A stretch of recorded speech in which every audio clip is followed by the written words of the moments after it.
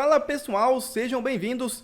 Começando mais um vídeo recheado de informações importantíssimas. Mas antes, inscreva-se agora mesmo no canal, deixe o seu like e compartilhe esse vídeo com o máximo de pessoas. Assim você vai estar me ajudando demais.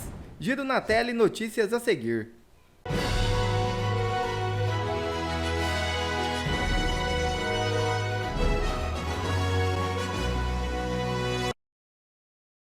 Bolsonaro resgata post de Simone Tebet para ironizar dólar alto. Moeda americana disparou nesta semana sob o governo Lula.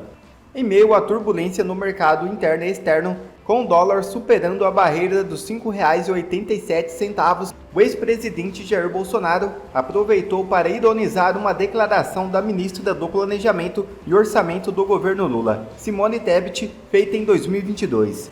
Na época, quando o dólar passou do patamar de R$ 5,00, Tebet criticou o governo Bolsonaro por não garantir segurança jurídica para os investidores. Bolsonaro, por sua vez, resgatou o post, compartilhando em suas redes sociais com a legenda: "Dólar alcança R$ 5,83, mas é tudo relativo nesta democracia inabalável." A moeda norte-americana está no maior nível desde 30 de março de 2021. A divisa acumula alta de 5,75% em outubro e de 18,61% em 2024. Se antes eles achavam que estava ruim, então imagine agora. E Lula manifesta torcida por vitória de Kamala nas eleições dos Estados Unidos. Petista declarou apoio público ao nome da democrata pela primeira vez. O presidente Lula declarou publicamente pela primeira vez nesta sexta-feira que apoia a candidatura do Partido Democrata Kamala Harris na disputa pela presidência dos Estados Unidos contra o candidato do Partido Republicano Donald Trump. Há 4 dias das eleições americanas, Lula afirmou que a vitória da vice-presidente Kamala é a opção mais segura para o fortalecimento da democracia nos Estados Unidos. O petista ainda aproveitou para atacar o ex-presidente Donald Trump, o associando à invasão do Capitólio em 6 de janeiro de 2020. Manifestações como a de Lula, porém, podem causar ruídos entre governantes e países. Elas costumam ser desaconselhadas por diplomatas pela chance de serem interpretadas como tentativa de intervenção em assuntos domésticos de outro país, ou mesmo por criarem potencial indisposição com um dos presidenciáveis. Em privado, parlamentares que se reuniram a portas fechadas com Lula no Palácio do Planalto em agosto e em setembro já haviam relatado a torcida do petista pela vice-presidente americana, agora escancarada. Quem comenta sobre esse fato e também sobre a decisão do PL em apoiar Davi Alcolumbre para a presidência do Senado em 2025 é o Braddock Show. Acompanhe. Olha só essa, hein? O governo brasileiro estaria preocupado com a possibilidade cada vez mais real, mais palpável da vitória de Donald Trump na eleição de terça-feira nos Estados Unidos. A possibilidade da vitória do republicano tem gerado preocupação no Palácio do Planalto. Pesquisas mais recentes de intenção de voto nos Estados Unidos apontam uma disputa acirrada, com possibilidade real de vitória do candidato republicano, o que tem deixado o núcleo duro do governo Lula pessimista. A preocupação no Planalto tem 2 perspectivas, a política e a econômica. E antes de passar aqui para os comentários, quero exibir aqui um vídeo que a nossa equipe separou do Puff Daddy. Você deve estar acompanhando, né? Aquele rapper, produtor musical, um dos magnatas da indústria de entretenimento da música dos Estados Unidos, que foi preso, acusado de diversos crimes sexuais e inclusive de crimes envolvendo menores de idade. O Puff Daddy, em 2020, falou sobre política. E aí, dá uma olhada no posicionamento dele. Veja só. White men like Trump need to be banished. The number one priority is to get Trump out of office. We're on the verge of a race war. We have no choice now to get Trump out of there. Saying you can say what you want about Biden. They gave us Senator Harris as the VP. I mean, those are some of the things we were asking for. Black agenda could be way stronger. Yes. Right now, let's stay focused on Trump. We are a people that have been abused the most. And we got to start biting their legs off. That's right. So we got to, number one, Trump got to go. If Trump gets elected, I really do believe in my heart there'll be a race war. Biden's decision to pick Kamala Harris as his running mate. It was a historic, beautiful day. and just having 3 girls and having them be able to witness that is great. And at least we have, somebody that we could dialogue with, somebody that we could relate to. This is a new Negro. And that new Negro, that new black person is not scared, is not fearful. They're not afraid to die. They understand that this is life and that violence has to be an option. What will is let's get Trump out of office. If Trump's in office, there's gonna be bloodshed.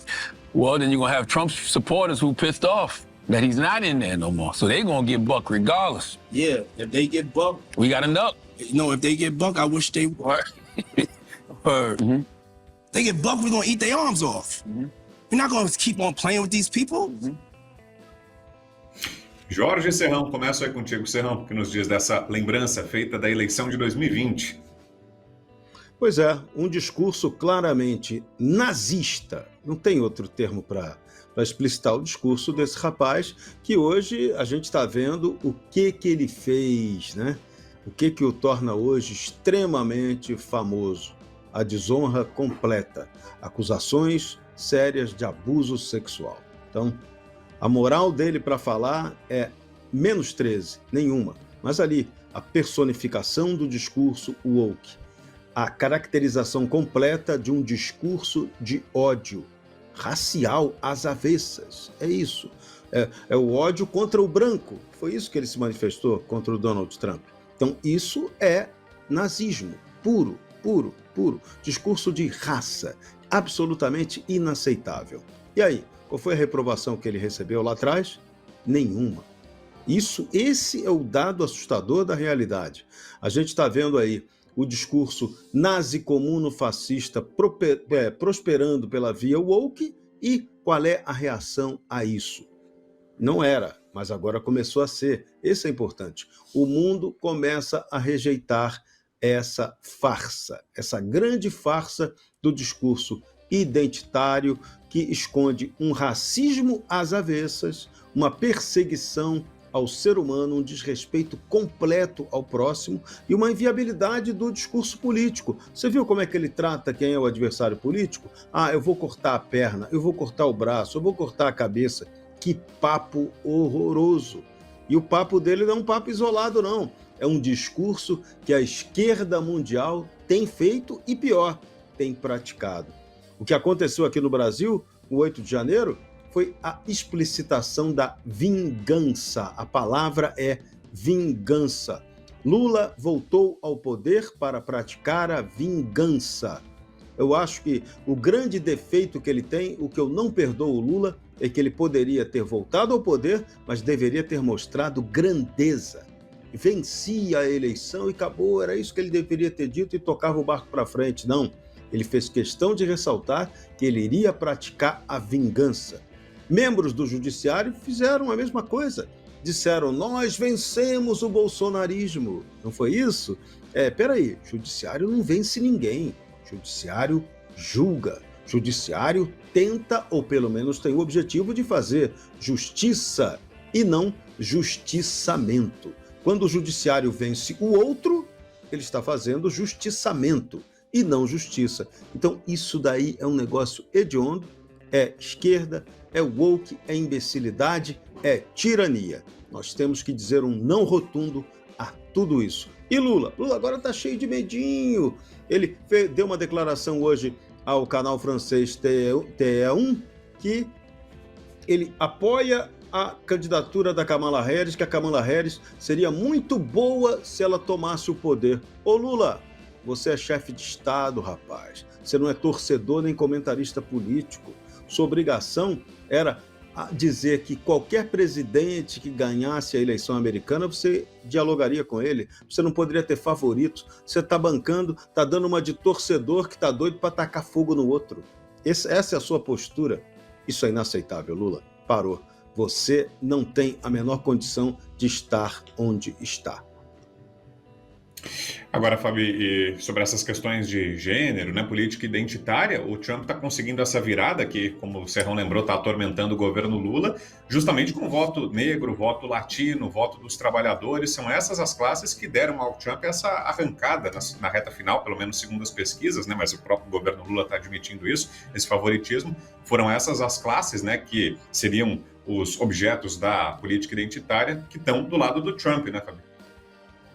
E olha, isso é tão fácil, tão palpável de ver que essa cultura woke realmente quebra as pessoas comuns. A gente vê que as maiores empresas do mundo que adotaram esse tipo de comportamento, cultura, colocaram isso até em suas legislações internas, estão abolindo isso, porque isso afasta, isso não tem nada a ver com o trabalhador. O Brown, a pessoa que tem que levantar para trabalhar mesmo, enfrentar as dificuldades da vida real, assim, por exemplo, pobre é pobre sendo branco, preto, amarelo, azul, né? Então tem as dificuldades com toda certeza, que lá nos Estados Unidos ainda existe essa coisa racial, existe, mas esse discurso aí do Puff Daddy, por exemplo, de supremacista preto, é nojento. Não é nojento porque é preto, é nojento porque é supremacista. A gente não pode olhar e ver. E ele faz esse comportamento dele, a gente vê retratado em relação às mulheres, em relação a menores de idade, em relação a pessoas que são desconhecidas. Então é uma baita de uma hipocrisia, né? E isso as pessoas do dia a dia, as pessoas comuns, estão acordando. No Brasil nós tivemos o rechaço ao PSOL, que levanta essa bandeira woke aí, e tiveram o quê? Zero, né? Zero de prefeitos eleitos, porque as pessoas olham e falam, isso é muito radical. É um radicalismo chato, é um radicalismo que não leva nada a lugar nenhum, né? Não é produtivo. E a proximidade que havia, tanto na esquerda americana, quanto na esquerda brasileira, né? As políticas esquerdistas no mundo, com as pessoas mais pobres, ou os trabalhadores, né, aquela coisa de trabalhador versus proletariado, eles não estão conseguindo repetir a fórmula, justamente porque eles se afastaram, eles não fazem mais parte do povo. Aquele negócio lá que o Mano Brown falou no passado, continua, volta para a base. Eles não são da base, olha o Lula. Ele tem um discurso completamente elitista, de uma elite brasileira cafona, mofada, medíocre, né? Ele não representa os valores, seja de quem for, representante do povo. Ele está a milhões de anos de distância. Então, por isso que ele não é popular, é por isso que o governo dele é de pura vingança, porque quem tem que trabalhar não tem tempo para vingança. Meu Deus, pensem com vocês, tem coisa de gente vingativa que fica armando, é gente que não tem nada para fazer, não tem trabalho, não tem filho para cuidar, não tem família para amar, é gente amarga, é gente que não tem Deus. Então, por isso, tanto lá nos Estados Unidos quanto aqui no Brasil, nós vemos a própria derrota dessas políticas que são artificiais, que nos divide, que não nos aproxima e que não dá, através de políticas públicas, o que nós precisamos do Estado. Eu não sou uma liberal completa, eu sou uma conservadora. Então eu acho que o Estado tem sim, quando dá, prover assistencialismo, levantar, dar as mãos para as pessoas que realmente precisam. E o Trump olhou para isso, e o Trump tem proposto isso, e o Trump tem se identificado com isso. Então, o homem laranja, que assim, esteticamente não teria nada a ver, está levantando os pretos, os imigrantes, o pobre nos Estados Unidos. E não é diferente no Brasil se a gente for comparar a quem o Bolsonaro move. Não é a elite, é o povão. Vamos falar do Senado também, e tem uma informação importante que é o seguinte, o apoio, a formalização de quem vai ser o apoiado pelo PL, né, o partido do ex-presidente Jair Bolsonaro. O PL oficializou o apoio a Davi Alcolumbre para a presidência do Senado. Isso aconteceu em uma reunião que contou com a participação do próprio ex-presidente em Brasília. O senador Flávio Bolsonaro participou também, estava ao lado de Rogério Marinho, líder da oposição, no momento do anúncio dessa posição. Vamos ver. Nós sabemos da força do Alcolumbre, que ele deve ser o presidente no futuro. Nós, em 23, jogamos com o Marinho, perdemos e não temos espaço na mesa nem comissões. Então está meio quase como um zumbi aqui dentro, com todo respeito ao trabalho que a bancada do PL e outros que apoiaram fazem, né? E nós temos participado da mesa de comissões. Nós acreditamos que essa nossa decisão fortalece a candidatura do senador Davi Alcolumbre. Nós esperamos que a casa seja levado em consideração em primeiro lugar, né? Que haja uma democracia interna aqui, respeitando a posição de cada um dos seus integrantes. Quem faz oposição tem a possibilidade de fazer oposição na sua plenitude, quem é ligado ao governo da mesma maneira. Nós achamos que é necessário que haja uma democracia maior, né, na questão das relatorias de projetos importantes. A oposição foi completamente deixada de lado. Então, nós precisamos restabelecer esse processo que sempre foi natural na casa, de respeito à proporcionalidade das bancadas. E esse foi o entendimento da grande maioria dos que estavam participando da decisão e, no final, a maioria do PL como um todo. Vamos lá, Fabiana Barroso, eu começo contigo, Fabi. E lembrando que essa semana também o senador Marcos Pontes anunciou que vai ser candidato. Ele faz questão de dizer que é uma candidatura independente, uma iniciativa pessoal, que não é o candidato do PL, que é o partido ao qual ele é afiliado, mas também está se colocando na disputa, deve participar, mas o PL já tem a sua posição definida, é pelo Davi Alcolumbre. O que te parece, Fabi? Deixa eu só comentar rapidinho esse negócio do Marcos Pontes. Meu senhor, volte para a terra. Gente, na hora que a gente não espera, vem uma pessoa nada a ver, assim, com nada, propor uma candidatura. Olha, tá bem desalinhado com o Congresso, tô falando de boa, tá? Tô falando assim ainda com muito carinho, viu, Marcos Pontes? Pelo amor de Deus, não dá nem para falar sobre isso, porque é completamente descolado da realidade, tá? Então vamos falar do que importa. Nós vimos aí na notícia passada que o Darcy comentou, o PT ele faz questão do quê? Só pensa naquilo, né, que fez eu rir, inclusive, só pensa em manutenção de poder e na questão do dinheirinho, né? Como que nós vamos fazer para manter isso aqui também? Acho que eu já ouvi isso aí do Temer também. E aí, a gente vê do outro lado, nós tivemos as falas, gente, isso aqui não é o que eu acho, são fatos, né? Do próprio presidente Bolsonaro pleiteando a liberdade. Eu vou pôr a liberdade porque tanto faz, gente, a palavra anistia, soltura, importa o pessoal ficar livre.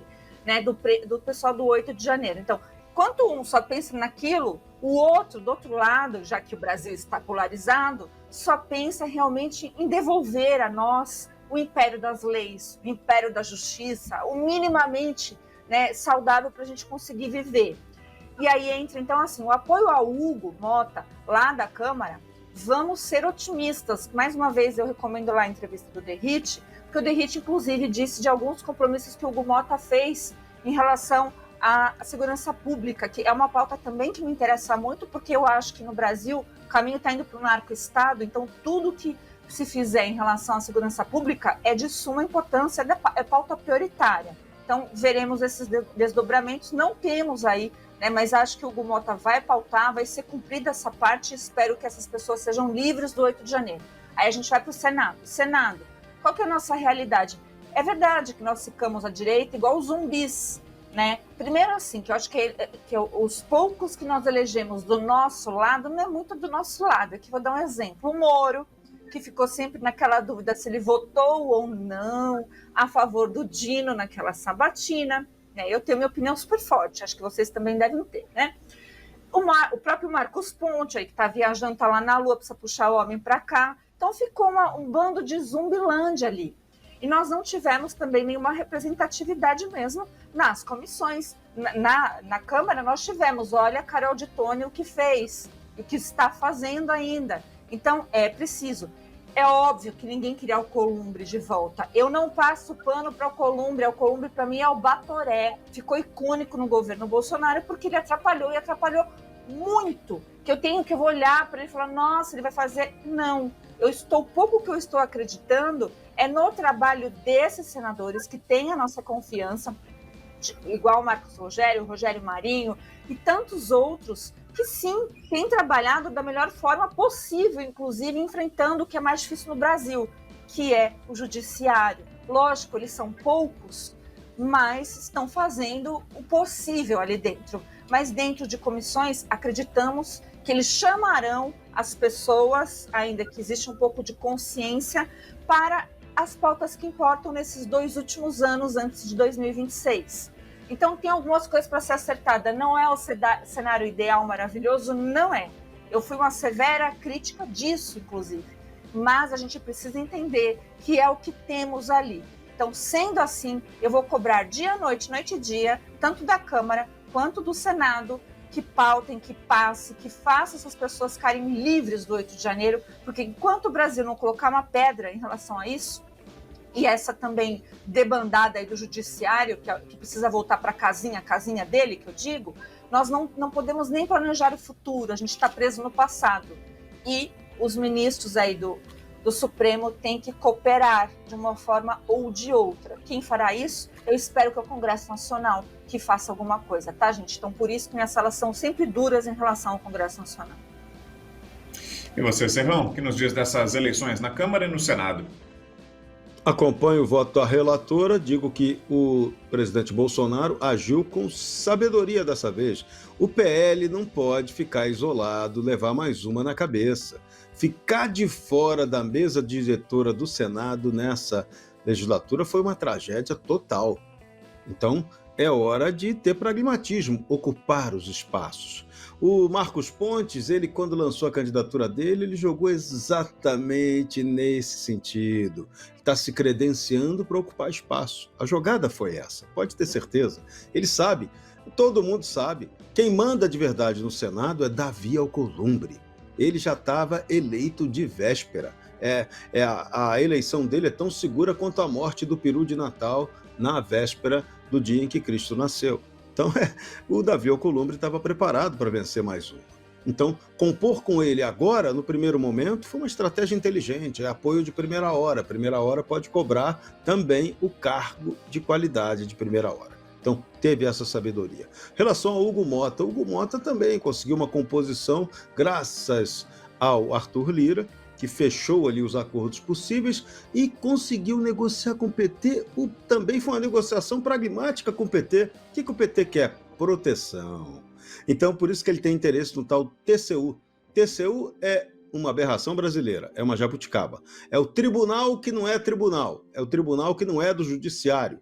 Ele é um conselho de contas. Conceitualmente, é um órgão auxiliar do poder legislativo. E a tradição do TCU é que o presidente da República, que está com poder, acaba indicando, ou o partido majoritário acaba indicando o parlamentar que vai para o TCU. Sempre acontece isso, então nada de anormal com o PT mandar alguém para lá. Mas o PT quer proteção, precisa de proteção, né? Tem problemas a enfrentar e vai ter até o fim desse governo. Tem que ter alguém para dar uma defendidinha neles ali, que não é fácil. Mas a jogada é essa. Então, a corrida para o Congresso Nacional está praticamente definida, faltando ainda muito tempo para a eleição. Isso é curioso.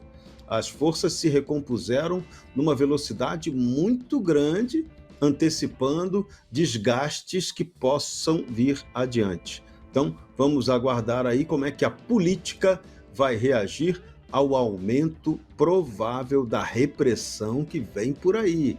Vem punição para general, vem punição para coronel para baixo, alguns generais, vem punição para o pessoal, o núcleo político do 8 de janeiro, no qual Jair Bolsonaro faz parte, Então, como é que a política vai reagir a isso? Essa é a expectativa. Por isso, essa composição aí da Câmara e Senado se definindo tão cedo. O pega-pá-capá está chegando. Quer ver mais conteúdos como esse? Então inscreva-se agora mesmo no canal e ative o sininho das notificações. Assim você não perde mais nenhum conteúdo que é postado aqui no canal. E também já deixe o seu like para o YouTube ajudar a divulgar o nosso trabalho. Fico por aqui e que Deus abençoe a todos.